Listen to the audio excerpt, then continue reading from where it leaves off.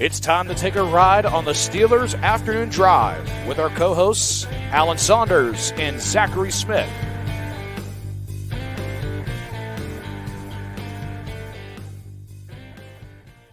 Welcome into an episode of Steelers Afternoon Drive. I'm Zachary Smith. That is Alan Saunders. Alan, just one day until Steelers OTAs, one of those, off-season boxes to check date. So we got, obviously, the draft. We got the schedule. Now OTAs is next for us to look forward to. How we feeling? It's OTAs. I don't know. I'm excited to get in the room and talk to some people again. I hate this part of the off-season where I don't have anyone to talk to. Not that talking to you is bad, but like talking to the players in the room on a day-to-day basis, you just learn so much more about what's going on with the team when we're in the building every day. And so really thankful that the Steelers, not every team opens up their OTAs like the Steelers do. We'll get 10 practices. We'll be there 10 days over the next 3 weeks, and then mini camp the following week, basically the same thing. So a whole bunch of access. I really look forward to that. Look forward to getting to know some of the new players a little bit. Like you talk to them once or twice, but you don't really know them as people. Get to talk to them and start building a relationship with them, and I'm excited for that. As far as the football, I mean, look, it's there's only so much you can learn. I'm excited to see what kind of Arthur Smith has up his sleeve a little bit, and I think I'm interested to see the quarterbacks. I think we kind of know what we're getting in those guys, but I want to see them on the same field. I want to see how they look standing next to each other. That's something that we haven't seen. Absolutely. We also haven't heard from Justin Fields yet. Edward Evans commented on a video. Spoken to Justin Fields. Yeah, and Edward Evans wants to hear what he has to say because he said, so they've introduced Russ and all the free agents have had pressers, done the same for all draft picks and now for UDFAs. I have yet to see a presser for Justin. Well, he also went on to say, I see the Steelers are still treating him like the Bears did, shaking my head, but that's just part of his comment there. But Alan, what is that process like? Why haven't we heard from Justin Fields yet? Although, tomorrow with OTA starting, we are going to. Yeah, the way the Steelers do their off-season press conferences are a little bit haphazard, but basically, guys who sign contracts have to come into the building to pass their physical and sign a contract. Guys that are being traded don't have to do that. So a lot of times guys that get traded just don't, they're at home. They're not in Pittsburgh to come into Pittsburgh for a press conference. And then, by the time you get to the voluntary offseason workouts, which started a few weeks ago, the PR team is kind of in draft mode at that point, and they're not going to have a press conference for a trade that happened, 5 weeks prior to that or whatever, 6 weeks prior to that. So like Donte Jackson, we haven't spoken to Justin Fields. Guys that are traded usually aren't. And then the kind of second tier free agents, they usually don't do press conferences for either. So I haven't spoken to guys like Cordero Patterson, Dean Lowry, Quez Watkins, Van Jefferson, guys like that. So there's a whole list of people that we haven't spoken to yet that we'll get to over the first couple of days of OTA. So I'm excited for that. Definitely excited to just be in the building, man. Talking to guys, watching football again. I feel much better about doing my job when I can actually do my job and I'm not stuck in these walls for 8 hours a day instead of only one. It's good when the drive is my drive. I like it a lot better. Yeah, find out how many of the guys like podcasts. See if they like new podcast guests, start feeling guys out about whether they want to come on Steelers Afternoon Drive. I think we'll get some eventually. There we go. But yeah, a lot of the guys you talked about there fall into the same bucket that we're hearing from for the first time. Justin Fields falls into another bucket and a topic that I wanted to bring up to you today, in that he is an unrestricted free agent at season's end. And the Steelers have quite a few of them at important positions, both quarterbacks right now, Justin Fields, Russell Wilson, obviously Najee Harris with him not picking up the 5th-year option. Jalen Warren's an RFA, James Daniels, UFA, Pat Freiermuth, UFA. Cam Heyward has 1 year left on his deal if they don't do something with it right now.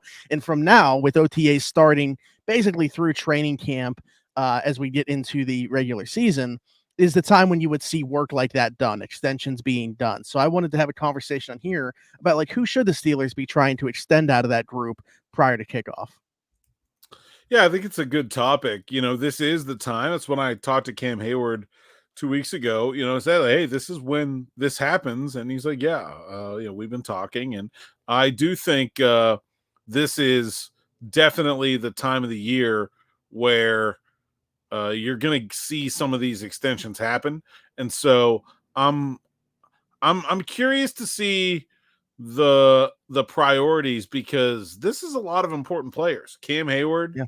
Najee Harris, Pat Freiermuth, like those are heavy hitters, and I think honestly, James Daniels. If you look at the way this team is trying to build from the trenches out, honestly, like maybe he's not as big of a star in terms of like name power as those guys, but every bit as important to the way this team wants to be built. I think you got to put him in that group too.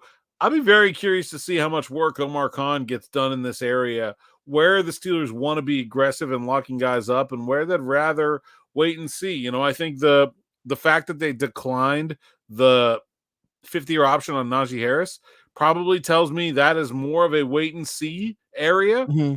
Sure. What are your thoughts here on just like which of these guys do you think is the most important for the Steelers to lock up? So I would have thought, okay, well, I thought you were to ask a different question, because to me, James Daniels was the one I thought was going to be the first domino to fall. But after hearing Cam Heyward kind of talk about it a little bit, I just don't think that it's going to be like that hard of a process to get done with him. I think he's going to be the first one extended.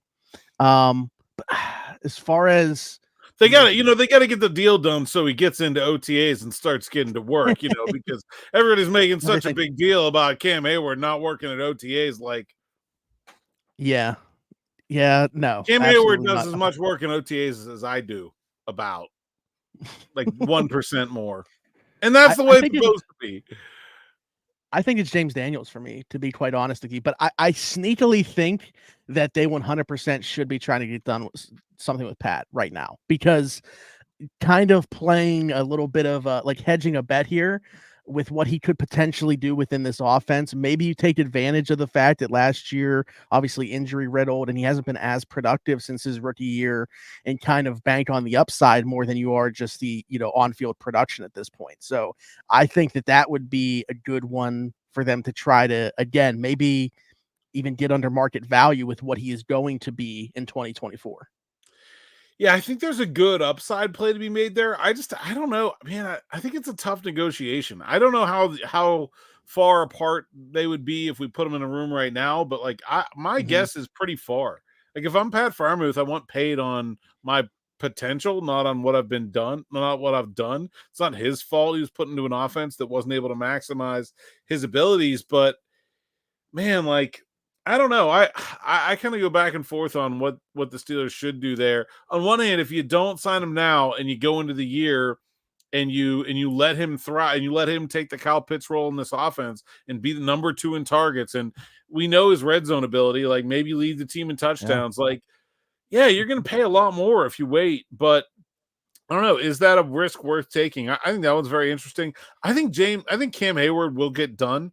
I don't really see a lot of downside to it for the Steelers. They can save themselves some cap space this year, push them down the road. Probably won't require that much in terms of future guaranteed money to get something like that done. I would not be overly concerned about that deal happening. I do think James Daniels, though, like, man, the guard position this offseason is just taken off in terms of, like, that's been the hot market. We'll see where those sides are, but I think that's a guy that, like, look, they made this cap space when they renegotiated Alex Highsmith's deal, and we all kind of assumed that was going to be used in a wide receiver trade, and it certainly still could, but you could just as easily take that money and make extensions for and save a little bit of money by extending Cam and make big money extensions for James Daniels and Pat Freiermuth, and I think that would be good investment. Like, I think that would be a good outcome for the Steelers, even if they don't get the wide receiver position locked up. Yeah, I agree. The other thing I wanted to mention with Pat was, obviously last year I mentioned injury riddled. The season prior led the team in yards after catch as a tight end. Like, that doesn't happen. Like, I just still think that there's just so much more to tap into. And you said it, if he takes on the Kyle Pitts role in this offense, which, I mean, you look at it right now, second on the team in targets, you would assume, with what they have on paper right now, very possible. So I just think it'd be smart business to try to get it done this off season. Again, there has to be they have to meet somewhere on a price, and I don't know what he's looking for. I don't know what they where they value him at, but that's one also that I would like to see get done along with Daniels. But that's why I've mentioned with Daniels, you mentioned the guard market kind of exploding. You're seeing guards get $20 million per. I mean, Robert Hunt with what he got in Carolina, Jonah Jackson got a really nice deal with the Rams. Kevin Dotson got paid. Like a lot of guards got paid this past offseason. So they're kind of already, I don't want to say behind the curve there because I don't know what could happen next offseason, how much more it could balloon. But yeah, like I that's another one where it's just tricky for me. Like, are they going to be anywhere close when they get to the table? Yeah, I don't know. That's tough. And then the last position, look, I think, I guess not the last position, but kind of glossed over running back. And, I'm sort of skeptical that they're going to get a deal done with Najee Harris. But I wonder about the idea of them signing Jaylen Warren to an extension this offseason. He's a restricted free agent next year. He's under team control. They don't need to do anything. But if they're not going to make a long-term deal with Najee Harris, don't you want to at least secure one of those spots? Like, I really think, what was it? It was the AB Mike Wallace offseason, right? Where it was like one this year, one next year. They didn't do the deal with Wallace, and they signed the deal with Antonio Brown instead. I could totally see that happening here. If they're not going to get a deal done with Najee Harris, why not throw another 3 years on Jaylen Warren's deal and lock him up for a while and take care of something at that position if you're not going to work out a deal with Najee Harris?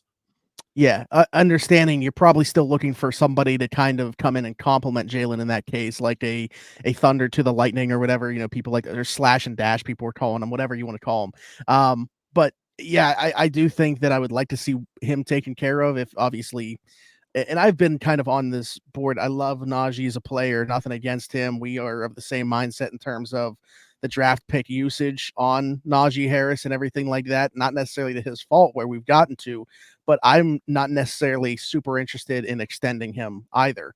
I would almost rather see them get something done with Jaylen for whatever that would be. Again, no idea in terms of the term or the cap that it would take to do so. But, and then look elsewhere for somebody that can kind of replicate what Najee Harris brings to the table to complement Jaylen.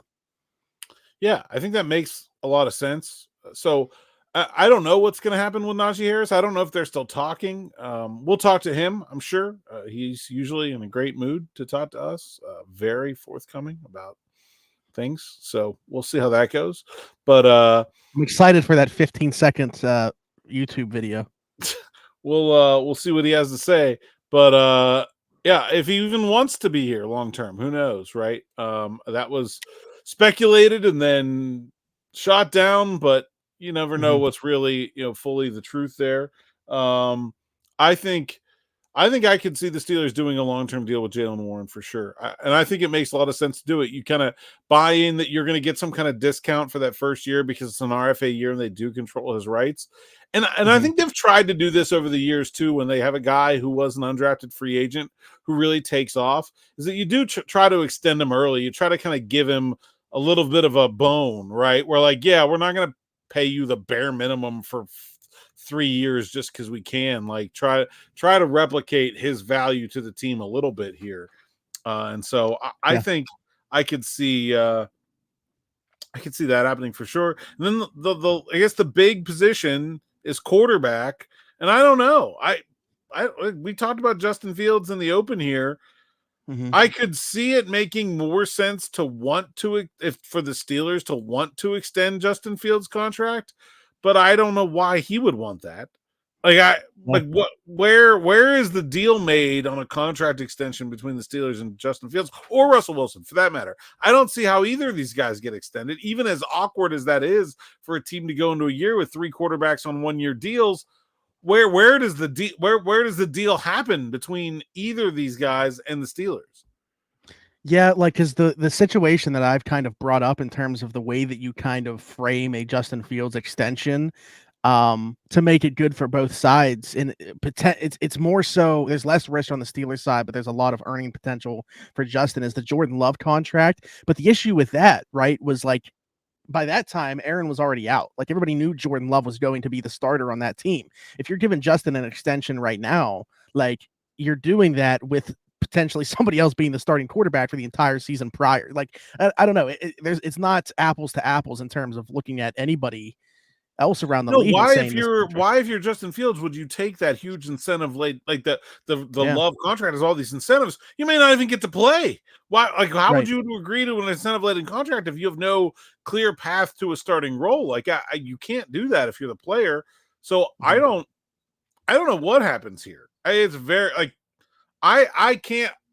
I'm not saying it's not happening. I'm just saying I don't see a deal where either of these guys wants to agree to a contract extension with the Steelers before the season. I think what I just brought up would be something to look at following the 2024 season. Like, you can't go into 2024 extending him for 2025 on something like that. But once, the Russ is off the roster, if you're saying, Justin, we want you back, like Russ isn't even going to be part of the roster in 2025, then I think that's a lot easier for Justin to be like, okay, well then, yeah, like I'm being put in a position where I am the number one here. Whereas like right now, like, we can have a conversation because you brought up something to me that I don't know. I think I'm on the side that you're talking about with the Russell Wilson versus Justin Fields thing. But like going into 2025, if he's not on the roster anyway, and Justin has a much clearer path to being the starter, to be able to check these boxes and earn all these incentives, that makes more sense than him signing something in 2024 for a potential starting gig in 2025. And I think people are kind of underrating the chances that Justin Fields starts a lot of games for the Steelers. And that's, this year. this Like is what I was talking about. Yeah. Like I do. Like I think that there's a very good chance that he comes out of training camp as the best quarterback. I think there's an extremely good chance that even if he doesn't come out of training camp as the best quarterback, we see him at some point this year for one reason or another, whether Russell Wilson struggles or is injured. I mean, you're talking about a 35-year-old that has taken more sacks than any quarterback in the league the last 2 seasons. That doesn't add up to playing 17 games. It just doesn't in my mind. And so, like, I think you're going to see Justin Fields at some point. The question will be, is he able to do enough in those games? And it's hard because, like, the knock on Justin Fields is not that he can't be good in stretches. Like, if you see Justin Fields for 1 or 2 games and he's great, does that make you want to turn the whole franchise over to him the next year? I don't know, because we've seen 1 or 2 great games and then we've seen like stretches of meh. Yeah, I don't know. I'm very curious to see what their plan is for quarterback beyond 2025, 2024. I don't really think there is one at this point. I think it's pretty much wait and see. Yeah, I mean, I guess I kind of fall into what you're talking about because at least for me, and this happens with me every single year, like especially when there's this much turnover, like I have such an optimistic view of what this team could be with Russell Wilson as the starting quarterback going into it. Like we just haven't seen him yet. We haven't seen him with Arthur Smith yet. And so there's just a sense of optimism for me. And I also think that like the bar has been brought down so much lower with the quarterback play that we've seen that I just have such an optimistic view of what he is going to be for this team that like I haven't even like fathomed the idea that it would be for poor performance in this offense that we would see Justin Fields take over. But you're right. I mean, it's very possible. And why wouldn't they want to get a look at a guy that could be a longer term play than Russell Wilson at some point if that is the case? So I need to open up my mind more to the idea that we do see Justin Fields quite a bit in 2024, I guess. Yeah, I mean, the last time you put Russell Wilson in a new offensive scheme, he took 55 sacks, had an 84 passer rating, threw 11 interceptions, 16 touchdowns, and only completed 65% of his passes. Like 2022 in Denver was a disaster. Yeah, it was bad. Certainly, and now he's 2 years older. It's certainly fathomable to me that not only is he worse than 2020, not only is he not as like he can be worse. Like that, that's well within the realm of plausibility that the Russell Wilson that the Steelers get is worse than 2022 in Denver. And worse than 2022 in Denver doesn't keep you your starting job if Justin Fields is the backup. Like it just doesn't. No. Like if you're at that level, they're going to turn to the other guy. So I think we have to be realistic that like the most likely outcome, no matter who it is the Steelers aren't getting great quarterback this play. Like I do think there is a lot riding on Arthur Smith in this offensive scheme, in the offensive line and the running game, because they're going to have to run the ball like this.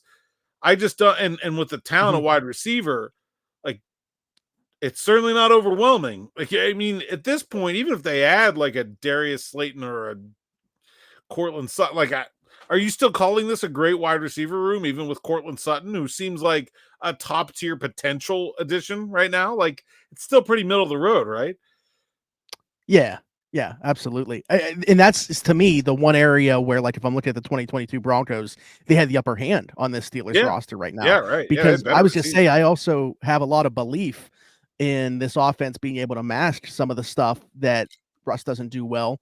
Obviously, as time goes on, I expect this offensive line to take quite a leap, but I don't know how if that's going to happen early in the season. So that'll be interesting to watch how that marriage comes together with Russ, who takes a ton of sacks, still thinks he's the same athlete that he was in his mid-20s, and likes to move around back there and takes a ton of sacks of himself.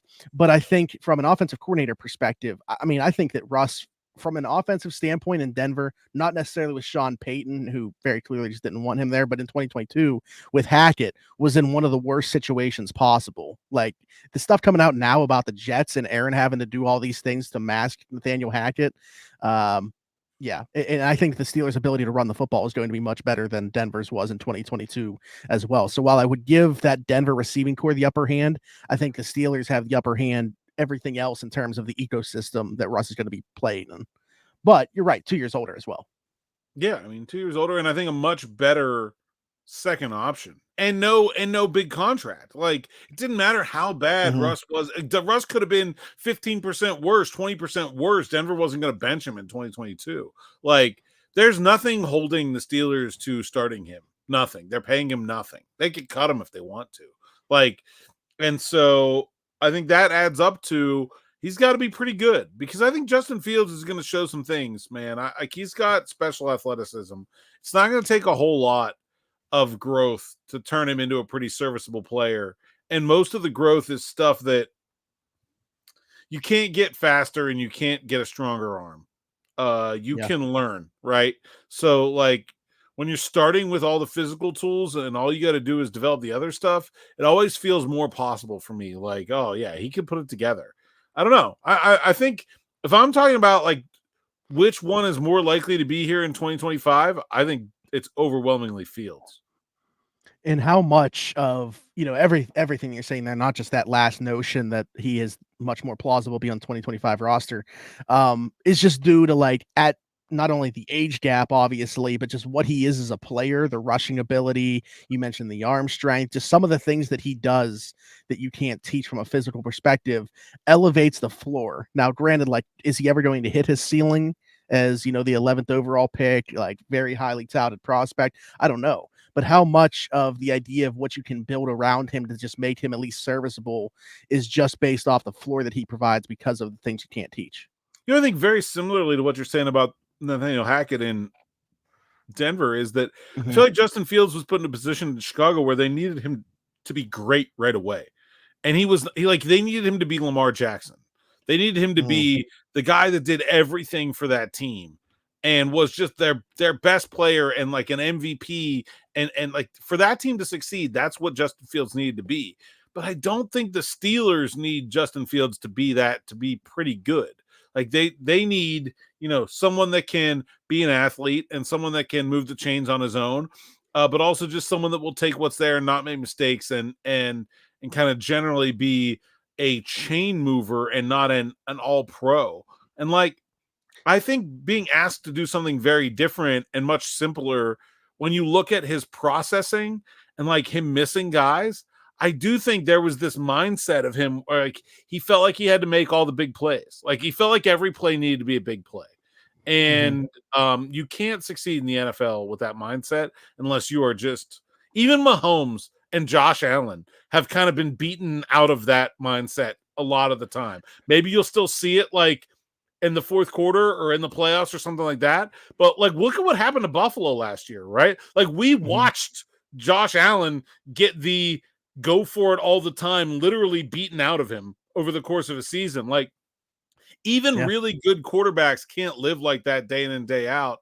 I think it's maturity, but I think that has to have that change in mindset. You have to be in a situation where you feel like you don't have to do that. Like, your team can win. If you're a competitor and you think the only way that our team can win is if I try to make a big play every play, then you're going to try to make a big play every play. Even if you know that's not smart intellectually, you're still going to, like, you have to get to a place where you feel like your team can win if you just do enough. And I don't think he ever obviously never felt that way in Chicago, nor should he have felt that way in Chicago because they could not win if he just did enough. But man, you get him into a different situation, and I think maybe things could look a little bit different. And I think the age is killer, man. Like I think I don't want to say that Russell Wilson can't do it. It can't be a good quarterback at 36 or 37, but I think the odds are against it. Right. And especially someone like the really hard part is that when I go look at Cam Heyward and I say, is it worth it for the Steelers to sign Cam Heyward to a contract extension? Who are some other players? Okay. Well, you asked me that question, right? And you said, like, who's another player? Well, I immediately said, okay, Calais Campbell is like the guy that I would look to and say, here's a player that's been pretty similar to Cam Heyward throughout the course of his year. He played until he was his career. He played until he was 37. Here was his production over his last 2 seasons. This is what you should expect the end of the line to look like for Cam Heyward. Russell Wilson has been an outlier from day one. We've never had a successful NFL quarterback, not in the modern era, with his combination of size and skill. Like he broke the mold in terms of teams being willing to accept quarterbacks that are smaller. But that means that we don't have good comps about how he's going to age. Like there's no one I can sit here and say, oh, this is what Russell Wilson's going to be like at 36. Like we just don't know. To me, there's an incredible amount of uncertainty there. I think his professionalism, and his ability to get this offense installed will be a huge benefit regardless of how good he turns out to be. Just having someone with his intellect and his leadership running the ship throughout this very full of change offseason will be a benefit. But man, I don't know. I feel like if there's a player I'm counting on more going forward, I keep coming back to it. I think it's Fields, and I think people are really they're really discounting the chances that he plays a lot this year. Honestly, I like what you said about the Buffalo and Kansas City thing. I mean, Mahomes talked about it himself. Like last year, he had all those turnovers against the Raiders in a game that like the Raiders did nothing on offense and beat them in because of Mahomes turning the football over. And he was like, man, like look at this defense that we have, the best defense that they've had in the Mahomes era. We can win a Super Bowl with these guys as long as I don't turn the football over, and like completely change the way that he played. And that's the best quarterback in the league, making that admission of himself and doing that and playing differently going forward. With Russ, though, you're right, too. Like a lot of people are probably listening to this or watching this and be like, okay, 36-year-old quarterbacks succeed all the time at the NFL level. But like you said, under 6 foot, at the athleticism, like so reliant on that through the best years of his career, his prime in Seattle. And you're seeing that kind of be ripped away from him and him fight father time out there every single time that he tries to run around. And again, that's why I brought up like still thinking that he is 25, 26, but sometimes watching him run around and try to extend plays.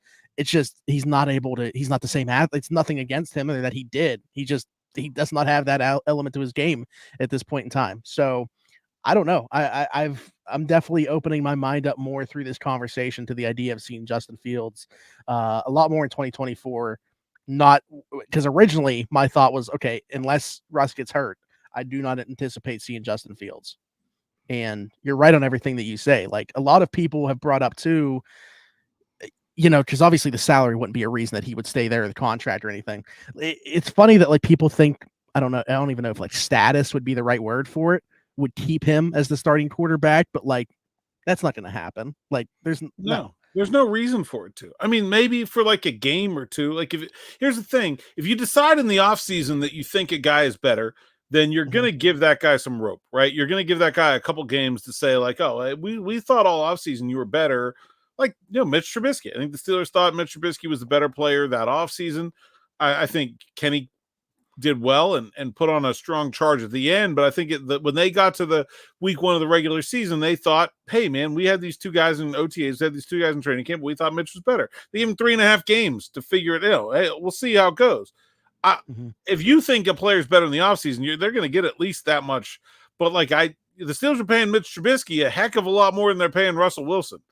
And they still had no qualms about turning the page from him. And you can make an argument that Kenny Pickett was less talented than Justin Fields is. Like you had a maybe a worse second option. So I don't know why anyone would think that, but you look at the Steelers' recent history with this position, they're telling you that they're not afraid to make a change if things aren't going well. They did the same thing with Mason Rudolph at the end of last season. I mean, it was a different equation because Kenny was coming back from injury, but it was basically like, Do we think this guy is going to be like they made a difficult decision, and I don't think that people should. Oh, they won't do that because he's Russell Wilson. No, yeah, they will. Kenny Pickett was their first round pick, and they benched him. Like Mitch Trubisky made $10 million, and they benched him. They don't have any near that amount tied into Russell Wilson. If he's not good, he's not going to play. I see what you're saying here. So by week 16, we should anticipate seeing Kyle Allen as the starting quarterback for the Steelers. I wouldn't be rooting for it with respect to Kyle. There's a podcast guy, by the way. Got to have a conversation with Kyle about coming on because he has his own podcast. Maybe do a little content trade or something there. He's a podcast guy. You got some questions. Let's get to them. As we were recording here, the first one that I saw, I don't know if it's the first one that came in, but it's the first one that I see here. Joe said, which players at rookie minicamp stuck out to you for their personality, not just their skill?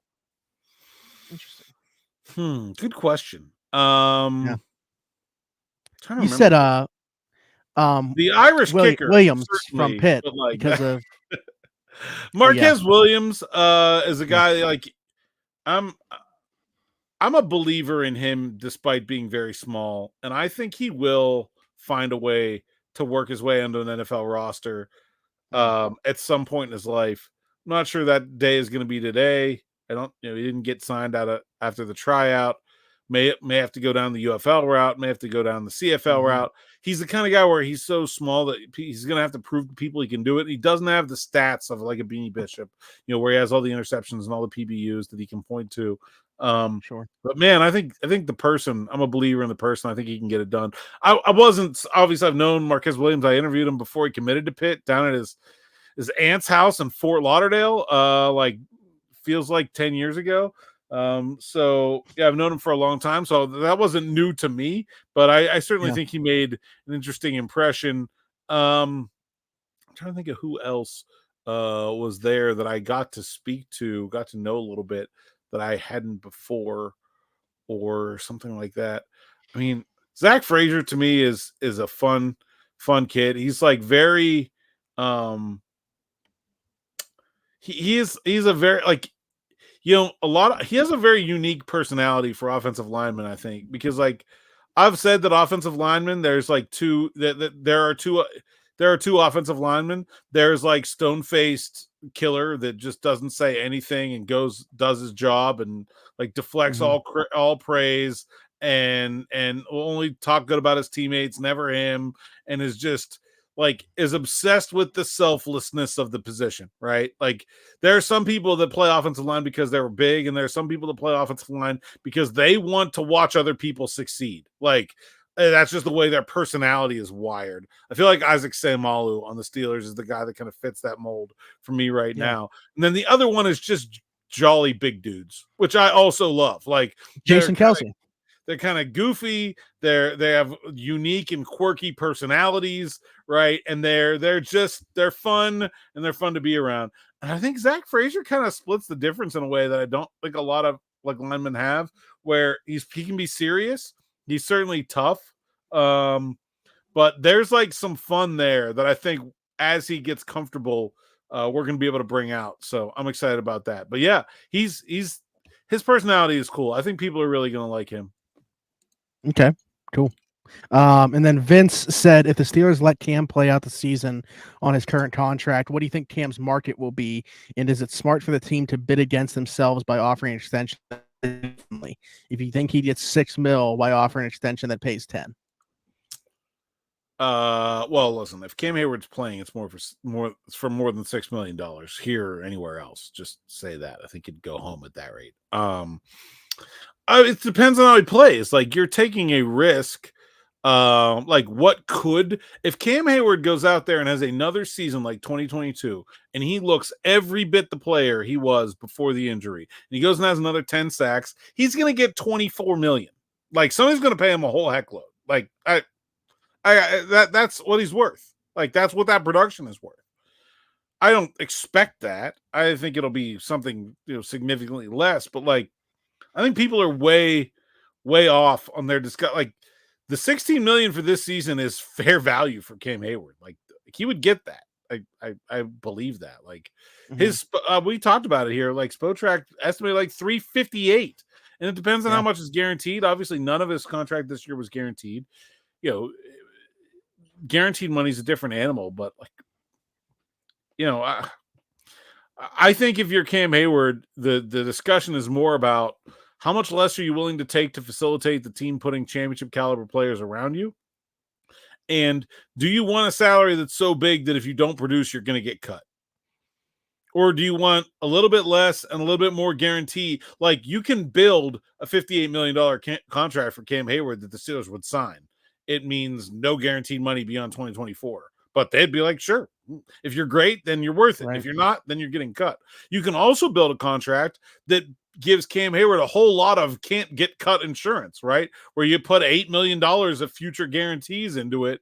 And now all of a sudden the Steelers like are tied to him through at least the end of 2025. And it still would hurt to cut him at that point. Like it's all about what, you know, how you want to structure it. The dollar figure, it's pretty variable, but I think they're going to get a deal done. I'm not super concerned about it, nor do I think it's going to be particularly contentious to make it happen. I was just so that's what I wanted to wrap up with, because you said last week, as well as once again reiterating it just now, that you think an extension gets done. Do you have, or do you want to put out what you feel like it could be in the ballpark in terms of what the deal looks like? I think I put on Twitter, you know, turn the 16 million. It depends on what the Steelers want too. Like, I don't know. It's hard because if the Steelers want the cap space for this year is very different than if they don't care about the cap space for this year. So they want the cap space for this year.